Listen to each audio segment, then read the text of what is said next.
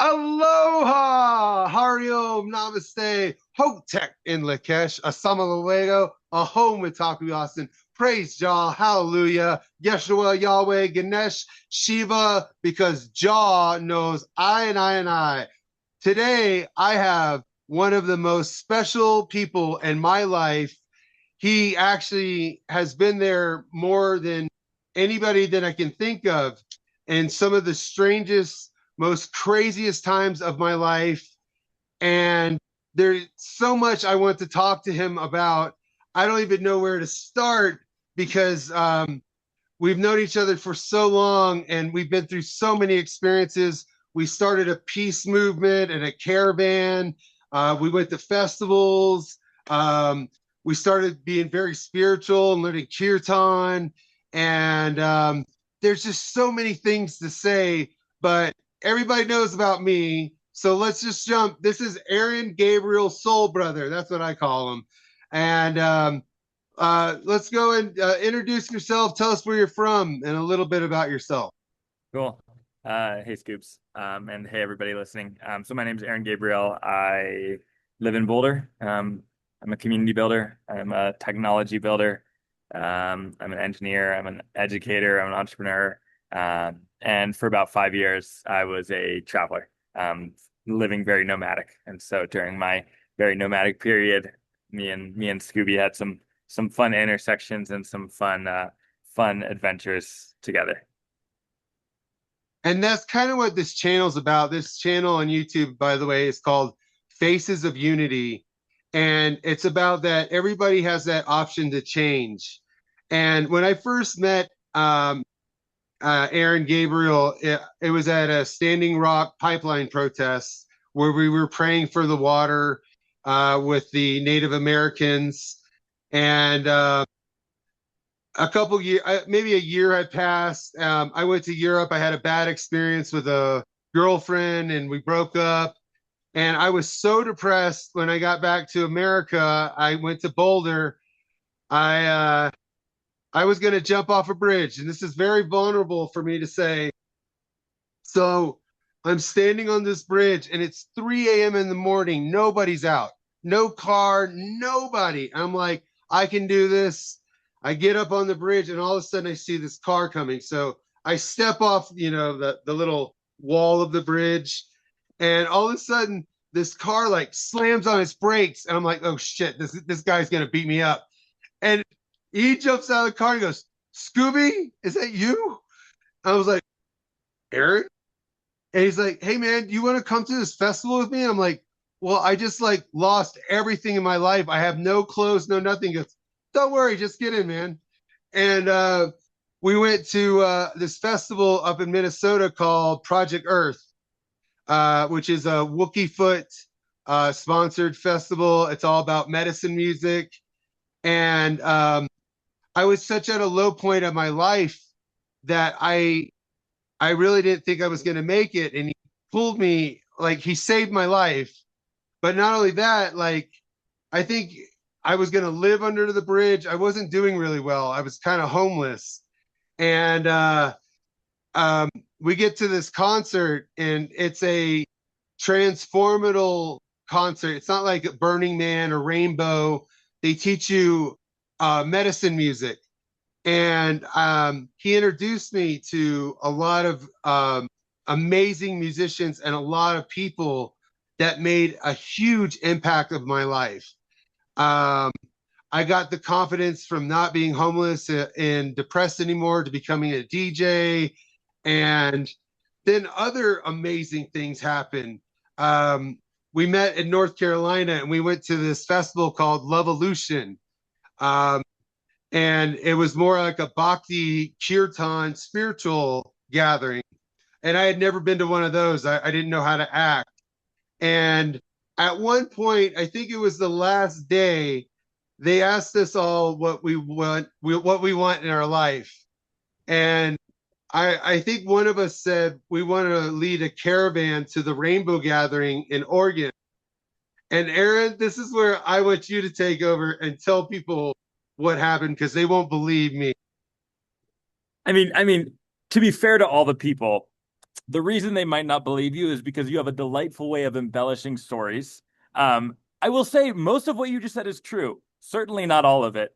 Um, I was so to where the story started. I had been down in New Mexico. I had been to a Naco show, and my buddies Daichi and Matthew Barefoot Bear were camping out by the river. And so I came, and I'd actually been waiting at this place for about an hour. There was no me slamming on the brakes and you standing on the bridge. It was I was waiting there for an hour, and you walked by, and I'm just walking by blasting Naco music out of the back of my car. Right. And then like all you just walk up and I'm just like aloha. And you're like aloha. And I'm like, Scooby? And you're like, Gabriel? Yeah, I went by my middle name, Gabriel at the time. Um, and then we hopped in, and you had shared, as you said, you had shared that you'd just gotten locked out of your bus, and then you had Right. gone for a walk around town, chanting Om Gam Ganapatiye Namaha, and you were just sitting there chanting Om Gam Ganapatiye Namaha. And then you walked right into me. And it was like obstacles were clear. So I know nothing about you jumping off a bridge. That was the first time I'd ever heard anything about that part of the story. In 10 years of knowing I you. like it. Do you remember that perfectly? Because I actually forgot that, but that's what I was doing. I had my mala Yep. and I was just like Om Gong Gong Ganapatiye Namaha, Om Yep. Gong Gong. But I had the intention to really hurt myself because I was so depressed. But right when I got there, I ran into you and Yeah. I had no clothes. I don't even think I had a backpack or anything. Yeah. You had And very you were little like, stuff. don't worry about it. Yeah. And You hopped in my car. We went and picked up another friend in Loveland. We went up to Project Earth Festival. We were able to, we were joining our friend Natural. He had his whole peace, love, unity movement. And so we joined that and like helped, we were basically like volunteering in a very like dynamic way at the music festival. So we all got into the festival for free. We drove from there, went over to see Alma, the Hugging Saint in Chicago, oh and then yeah, kept driving over. We drove all the way over together to North Carolina, if I remember right. And then while we were in North Carolina, we bumped into some sisters who we knew from Standing Rock and from previous caravan days. And one of them had a van that they were getting rid of. And so while we were at Love Evolution, someone's like, "Here, you want to take our van?" And we're like, "Sure." sure. And so we hopped in the van. Um, and maybe we gave it back to somebody eventually, but we basically like got the van at Levolution in Asheville, drove it. We had the van was called the Love Ship Sanctuary. Love Ship Sanctuary. It still has a Facebook page if you want to look it up. Great. And so we had that, and then my car was the Soul Ship, which was like my like nice little like sleek Toyota RAV4. And then we kind of caravaned these two together. We had slightly different routes to get to Colorado, but we met up in Colorado and like saw a bunch of friends there, stayed at a friend's house, did some great dumpster diving, and just like hung out in Boulder for a couple days. And this was still, I'd only visited Boulder a few times, but that was one of my first times like really getting to know Boulder, and it was just like fun getting to know this place. And then we had more people join us in Colorado. And then from Yeah. there, we led about a six car caravan from Colorado all the way out to the Rainbow Gathering in Oregon, even picking some friends up on the way, including our brother Star Fox, who's still a great brother to this day. Right. We picked him up, like you like messaged him, and we got him like on the side of the road, like in like Wyoming or something. And then we went all the way to Rainbow with a good crew of people, and that kind of began a summer of traveling around. I think I went to 13 music festivals that summer, Yeah. and I didn't And we pay never for had to pay. entrance to a single one. We never had to pay. And another thing that was amazing, people started seeing what we were doing. So we had a lot of school buses. Like one was called Full Circle Attitude of Gratitude. There were a couple other ones. So we had a bunch of school buses following us, and we I all wouldn't get I wouldn't say they were following us. We kind of like they were already doing a caravan, and we we kind of like converge. joined our caravans together. Yeah.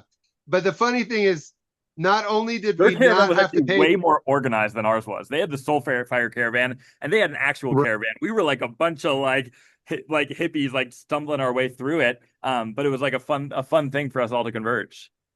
we got into every festival for free. But the also funny thing is, I don't think we ever paid for gas. We'd get to gas stations and people would get out of the van and start hula hooping and doing weird stuff and asking people for gas. And I think we traveled back and forth the country 2 or 3 times after that rainbow gathering. And it's funny because when I met you, you were hippie rainbow rock star. And now tell people what you're doing. Like Yeah. you were running And for. I mean, I'll say that like when I was doing that, I was kind of in like hippie nomadic period, but I had been a software engineer before that. I had money saved up, and so I was in a place where I would like pay for gas every now and then, but I had so many hippies coming with me who would totally do some busking, and so like half the time I didn't have to pay for gas, and sometimes I enjoyed doing it, and I was like not making a whole lot of money then, and so I did it. So yeah, I'd been working as a software engineer before I started being a nomad. Um, nice. And then after that, I kind of went back into it and did some like software contracting, did that, did a little stint working at Google for about a year and a half, and now I'm just doing a lot of different software projects and community projects in Boulder. Well, that's one of the reasons I honor and respect you so much because I see so many people, they go to these rainbow gatherings, they get caught up in that festival scene. And, I used to be a network engineer myself, and then I went hippie, but I never went back to doing software network engineering. And you're like the prime example of what I want to see people go, rainbow gatherings and these festivals, but I want to see them learn education. And part of what my mission here is making these videos, the reality show, and the book that's being written. Uh, I'm I'm giving away 99% of the monetization and money made to build communities all around the world. And I'm not going to charge people. And it's got to be drug and alcohol free. You got to attend workshops. And my intention is to give people the opportunity to learn how to build sustainable living communities, off-grid solar power, how to catch water, uh, and yeah. So that's a lot of people thought I was doing this for money, and I don't mind living the way I am. I'd like some better bed sheets and some better food, but Might I that suggest that's my big. doing a little bit for money so you don't have to keep borrowing money from all of your friends all the time? Like I might suggest I'm reading a book right now called Eco Civilization. And Eco Civilization talks about third horizon thinking, which is like radical, like systemic societal change. Second horizon thinking, which is like wider community organizational, and first horizon thinking, which is like the simple little actions we can take. And so like a first horizon thinking could be like, oh, I'm gonna like recycle some cans. And a third horizon thinking is like, oh, I'm gonna like work to like change the way we're doing waste production or like whatever in our Right. country. And so, but like another way of thinking about first horizon thinking is it's like having our basic needs met. And one thing I might advise you, it's like you have a lot of passion about how to create the radical systemic change, but like if you could like dial that back a little bit to like how you can be resourced and just like be in a good place in your own life, then your foundation is going to be so much better. So the like big systemic change you're trying to make is going to be 1,000 times more effective.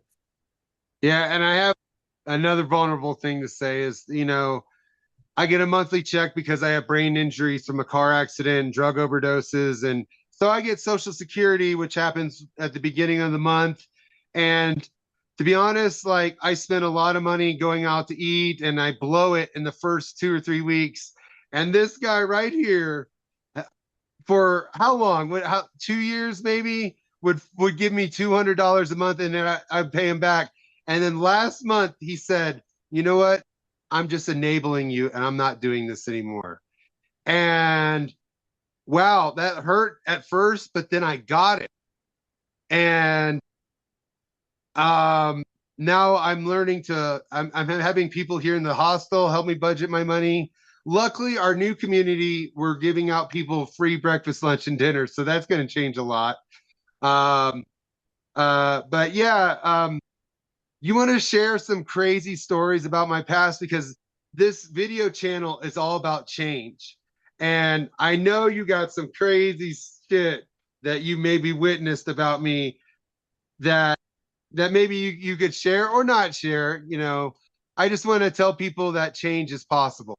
I mean, one thing that I'm thinking about you is one of the reasons you always blew through your money is because you like you were very generous and you enjoyed like creating an experience. And so I remember all of us being at Meow Wolf in Santa Fe, and you're just like, I'm treating us all to this like big Mexican food, and I think it was probably margaritas and other things, and you just like Right. splurge. And so you would do that a lot. You would splurge, and it's because you enjoy creating an experience. I think it's like you're learning how to balance that and how to like practice moderation and like what is the right level of expanse. But it's like you've always had this desire to create big things and create experiences for people, and it's just like led you to kind of push yourself beyond your limits sometimes. You're absolutely right. Even when I lived in Hawaii, we lived in the jungle, and every time I would get paid, I would take people that have never been to any place like this, the most expensive restaurants in Hilo and Kona. And I don't, I just wanted to make people show them an experience.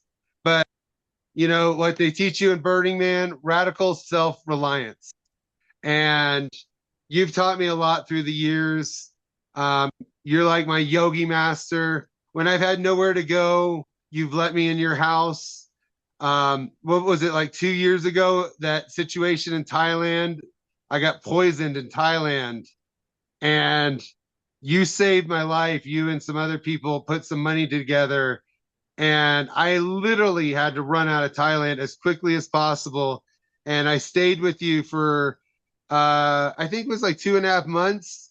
And you know what was cool? That's when you were like, you can't drink here. And I actually stopped drinking. And I was Until like, wow, until until I left, and then you started drinking again. yeah, I did hide it a little bit. You would, dude, you and Sam. Sam was very upset with you for a while. Uh-huh. Right. Sam But Sam loved you, and you gifted Sam so much goodness, and like gave him clothes, and like gave him a vibe up level, and like, damn, that was a lot. It was like, yeah. I mean, when I first met you, I think you were like one of the craziest hippies I've ever seen, the way you were dressed and everything and the way you acted.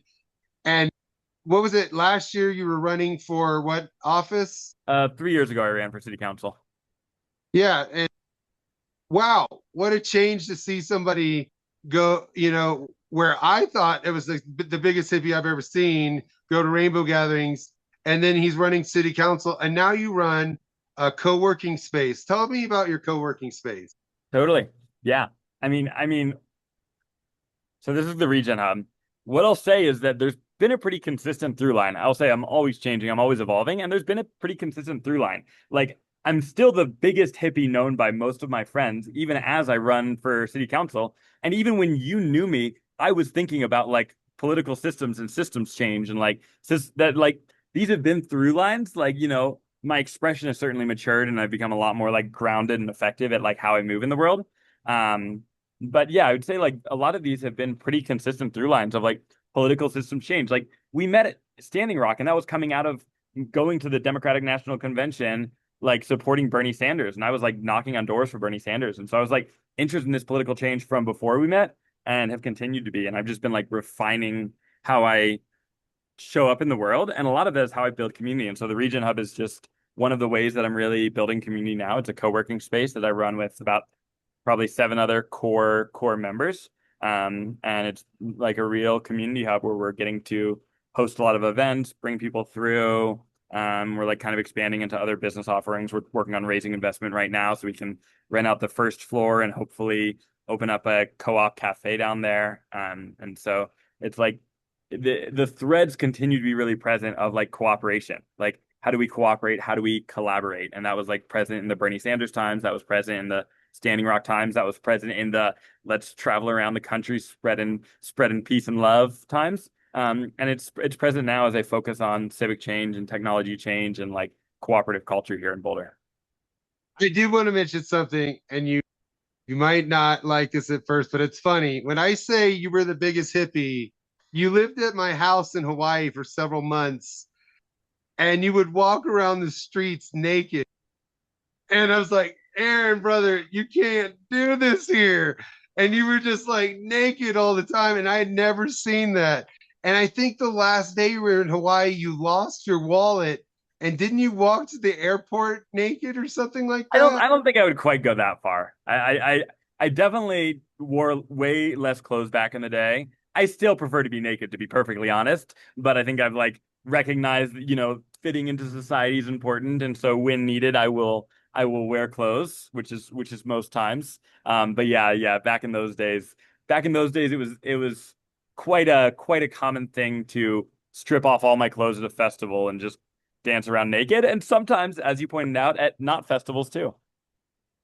Was there a particular event that happened that made you switch and say, I'm not going to be that guy anymore. I'm going to, run for county office and I'm going to do this.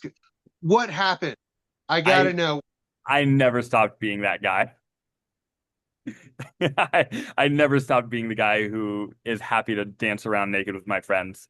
Like I still, anytime there's an opportunity where me and my friends are all getting naked and swimming in a body of water, that's great. If I'm at a party, like there's still parties at Boulder where like the moment will hit and I will strip off my clothes and dance around naked. Like it's way less common. I'm like way more attuned to my surroundings, but like I'm a nudist. Like I, Right. I never stopped being that. But there was a great change in you because it was hard to get you on this interview today because you're so busy. You go to a lot of community meetings. You're Yep. always doing something. Yep. And that wasn't the guy that I first met. I would never expect that from. So I'm just wondering if there was a life event, a dream, a vision. Uh, did you bump your head? I mean, I did bump my head, but that was actually I bumped my head before 2017. I bumped my head right before we traveled around. I went over to Bali and I got a scar when I fell off the thing during a medicine ceremony. But that's very different from this. I would say it's been a gradual process of maturing. I think that's really all it's been. Has been like, you and I were traveling and I started, I kept traveling and I wanted to like root in a little bit more and I started taking certain things more serious in my life and was like, okay, I actually want to like, I'm running out of all my savings and I want to start making money. And so I went and got some jobs and did that a little bit and started taking jobs more seriously. And I was like, um, decided one job was having me like build this gratitude journal social network and I enjoyed building that. And then it was time to wrap that up. It wasn't quite going where I wanted to go. And I knew I wanted to really ground my worldview. And so then I went and did 2 years at Naropa. I think 2 years at Naropa really helped me solidify um, solidify my worldview, solidify how I see things, and just having 2 years in a really committed container where I could be really deeply studying, be deepening my connection with nature. I did an entire master's thesis where I articulated like my ideas around paradigm shift. And that really helped me take what had been kind of like up here ideas about like, oh, big change is possible. We should change systems and like new paradigm, but it had become a little like new agey. And then I like had the realization that I wanted to like ground that in. And so I went to study at Naropa where I could like actually get more serious about how I articulate these things, how I study. And I went from studying like a lot of like very up there spiritual things, like reading books about Saint Germain on Mount Shasta. And I started really studying more living systems theory. And again, there wasn't like one major moment. It was studying at Naropa and it was having a friend who's been a friend for well over a decade, and who really helps nudge me like, hey, this Saint Germain stuff is kind of bullshit, but like maybe you should pick up a book by Fritjof Capra. And I'm like, okay. And so I he's the started doing a little bit master of more of that. IM. What? He's the IM guy, No. Saint Germain. No, Oh, he's. oh, oh, yeah, yeah. That is what the belief system is. I'm so glad you shared that because this was my thought. So I came to Pisac, Peru. That's where I'm at now. They call it the Sacred Valley. You can buy ayahuasca, psychedelic mushrooms, San Pedro or Rachuma, Changa, DMT, 5A, Bufo, almost anywhere. They sell it in all the stores. And what I notice is there's no homeless, there's no violence, there's no bad drugs. Everybody here is so peaceful. And I remember you were microdosing mushroom pills. Yep. And so I was wondering, did that make a big difference in your life? Because you had me do that, and they were such a microdose, like it didn't make me trip or anything. But I remember after like doing 2 weeks of that, it altered my brain chemistry to where I was thinking more clearly. And that's what happened to me here in PSAC. I make a lot of wachuma. I make them into frozen fruit smoothies that are fantastic. Nice. And that's what changed, you know, and Yeah. doing a lot of ceremony, So I think is I would important. say, yeah, I would say medicine ceremony, psychedelics, all of this has had a huge impact in my life. I mean, it has been since I was like in my early 20s. There's been like a lot of exploration, and I would say, yeah, it's like not everything, but just like consistently touching in with medicines helps helps me stay connected, helps me stay fresh, helps my mind stay open, plastic, malleable, so I can like get new perspectives. And so, I appreciate that I'm here in Colorado, and here in Colorado, mushroom medicines and various other plant medicines are decriminalized, which is an amazing testament. And I have various friends who were involved in this kind of legalization, and so. I think that's amazing. I'm a big believer in psychedelic medicines, and yeah, while I would say I use them much less frequently these days, I do find like a mushroom journey every now and then, or some occasional microdosing really helps me stay clear and connected in my worldview, which like helps me, yeah, live in a good way. Yeah, like what I love about Colorado and Boulder, what brought me there was my wife. We got in a car accident, but she actually died of a drug overdose. And when that happened, I took all the pills to kill myself. Yep. And I was in a hospital for 4 years and in and out of comas. I actually forgot how to learn how to speak English for a very long time. And when I heard in 2014 that Colorado had legalized marijuana, that was right when I got my Social Security, and I went there immediately. And I love Boulder. I just wish I could afford to live there. Totally. I mean, that's one of the challenges. It's a difficult place to make work financially, and so it's like a very privileged place that we live in, and like it's not easy for everybody to make it work. So I feel fortunate that I'm in such a place and such a context in life that I can. And yeah, I Yeah. hope that we can bring more of what's beautiful here and bring it to other places, and also find better ways to make this more accessible. Yeah, well, maybe when my book gets finished. It was amazing. This woman came here and she just appeared in the hostel and she said she was from Canada and she said, "Are you Steven?" And I said, "Yes." And she goes, "I hear stories all about you from town. Can I write some notes down about you?" I thought she took 50 pages of notes. She sent it to me last week. It's 500 pages of notes. And you know how ADHD I am. So I downloaded this app called Speechify and I had Snoop Dogg read me my life story. Nice. But now it's kind of written in the notes. I have a guy from London that is finishing it and he's going to put it into a real book, an audio book, and you're a huge part of the book. It talks about our peace movements and um, just we have so many experiences. I can't even think how many times you just appeared when I asked God. I would do this most serious prayer.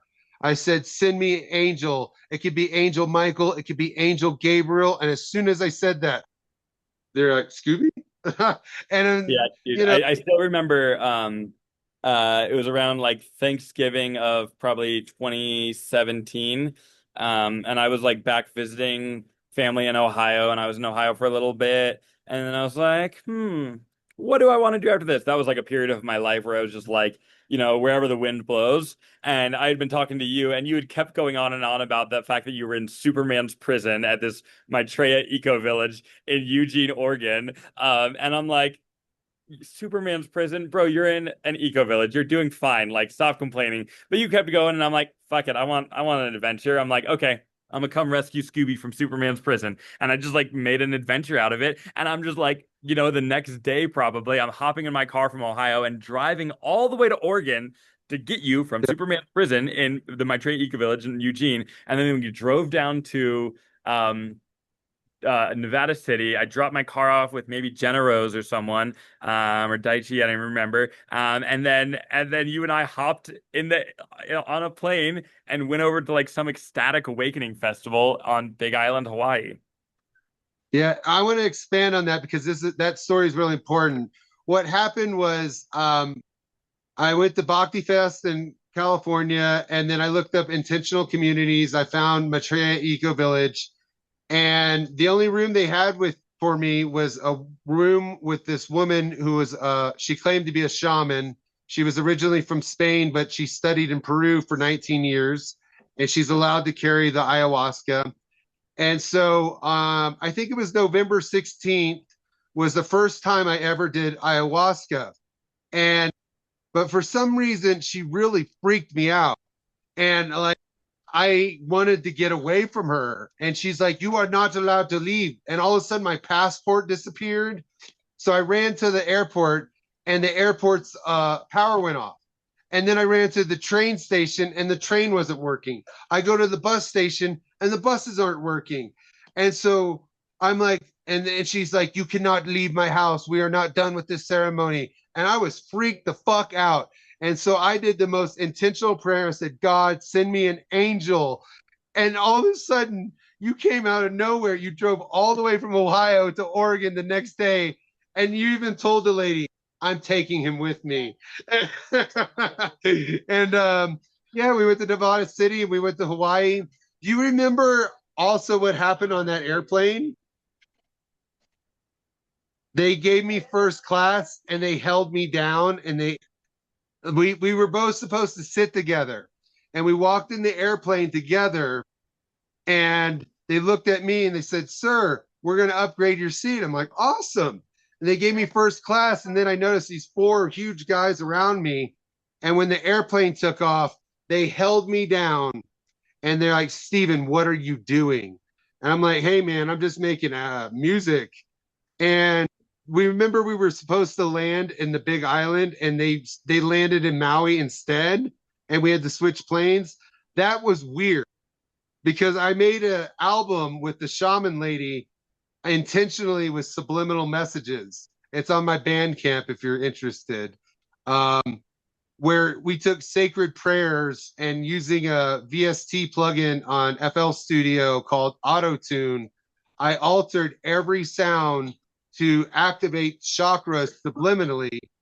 And you're on track number 7 talking about the rainbow people. It's your voice. And you can find that at Bandcamp at bandcamp.com/mystery ink. That's spelled MYSTERYINK.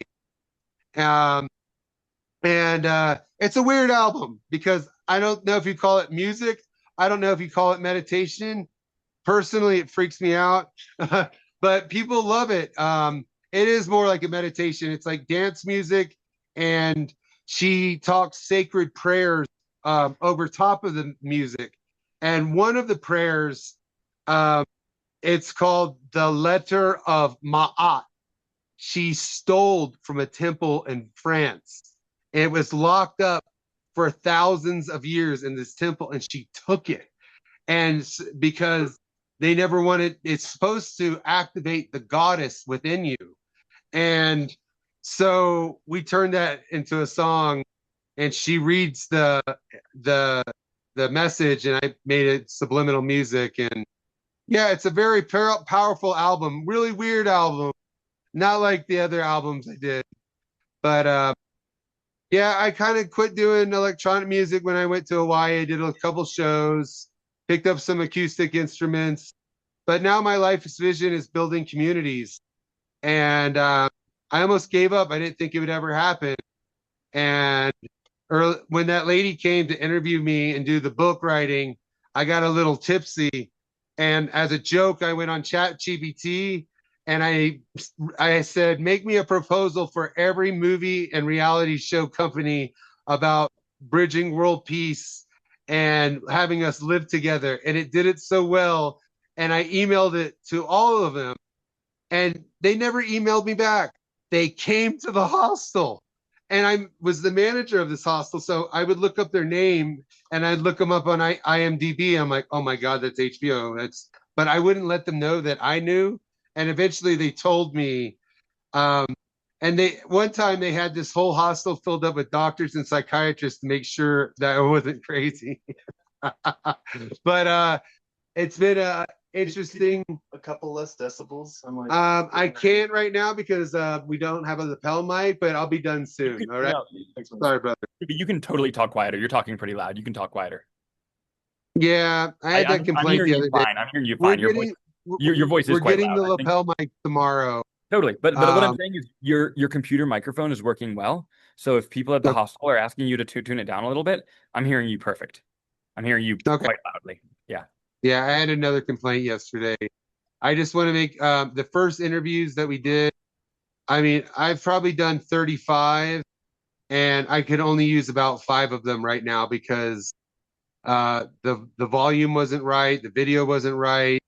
Yeah. Uh, But I feel in ridiculous. general, yeah, staying at like a lower level, and it honestly feels better. Like you and Yeah, I get into such story mode, and like I find that to be a little overwhelming at times, and it's nice to just yeah, like lower the decibels and lower the energy, and I feel like we can like drop in a little bit more in our conversation. yeah. It's weird. I went to film school when I was in my 20s, and everything has changed, and I can't figure out the simplest stuff like the Zoom or CapCut, and it's really frustrating. I'm actually going to hire some guy from Argentina to help me do the editing and the subtitles and stuff because the interviews I love doing. I do this all day. It's the editing that gets to me um, because I want this channel to look great. And this channel's funny because we can talk about anything. The reality show is going to be really serious. This channel has a different purpose. Totally. Um, but yeah, I wish God, I wish we could talk to you forever because we've just had so many experiences. Um, we both had an experience. I think we were both kicked out of a Wookie Foot festival. And the funny thing was, I messaged him, and I don't know if he remembers me. I told him I was the teddy bear shaman, and he messaged me back and he said, I would absolutely love to do an interview with you.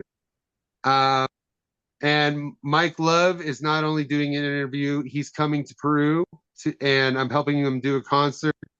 I'm doing an interview with Fantuzzi.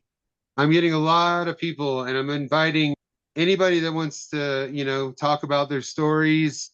That's what we're Faces of Unity.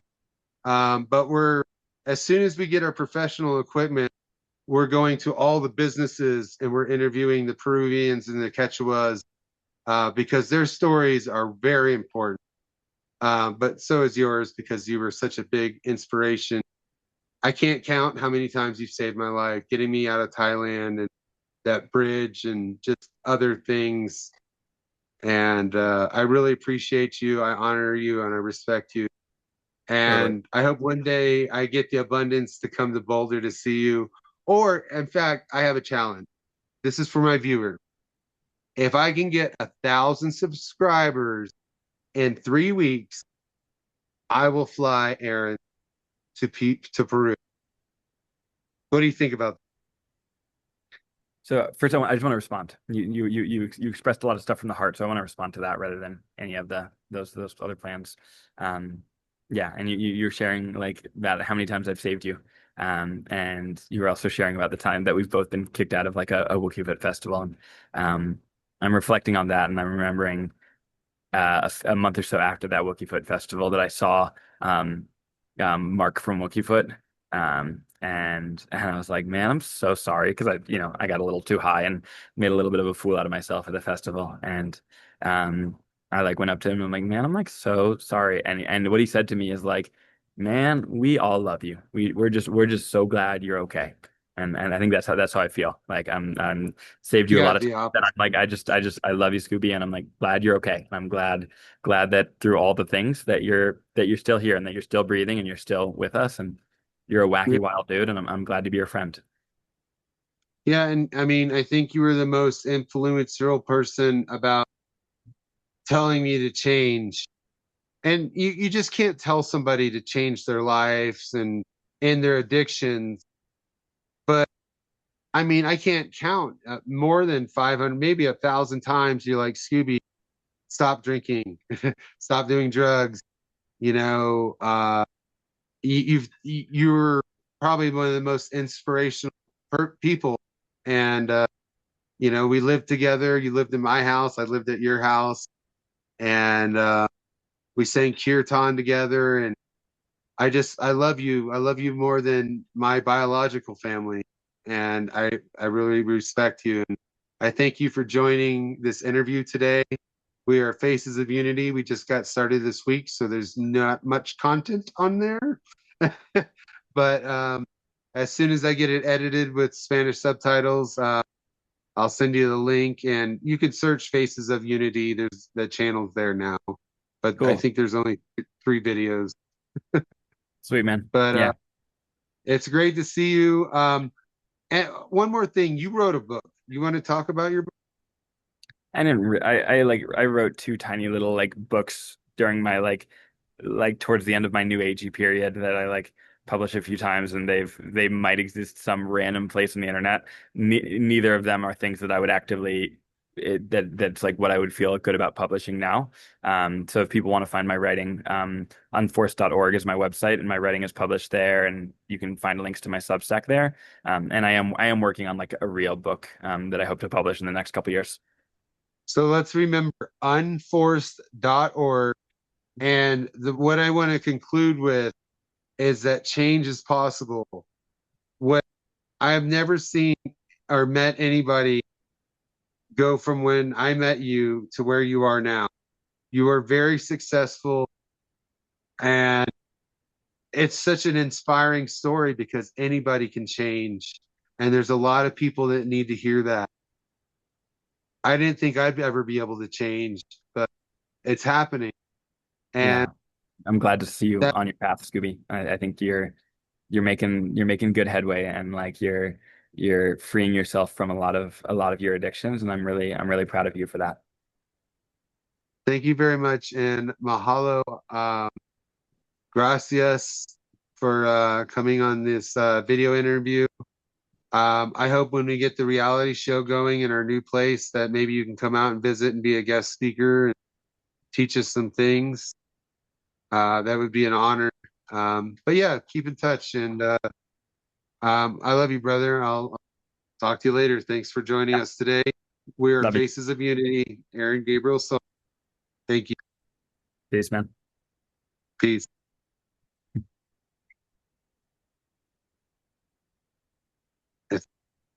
There we go.